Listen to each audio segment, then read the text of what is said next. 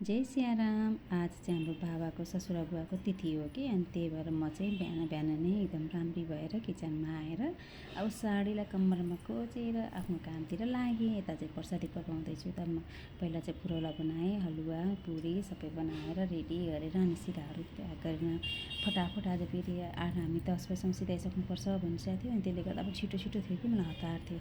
म चाहिँ यसरी सिधाहरूलाई प्याक गरेर अनि राख्छु कि, यसरी गर्दाखेरि धुना पनि खपत हुने र सामान पनि छरिबुरी पनि नहुने, के ठाउँमा डल्लो नपर्ने कि सबै सामान नमिसिने होइन। कस्तो गाह्रो हुन्छ नि मिसेपछि त केलाउनुलाई। म पनि पण्डितजीकै छोरी हो कि, त्यही भएर मलाई थाहा छ कि यो दुःख चाहिँ होइन।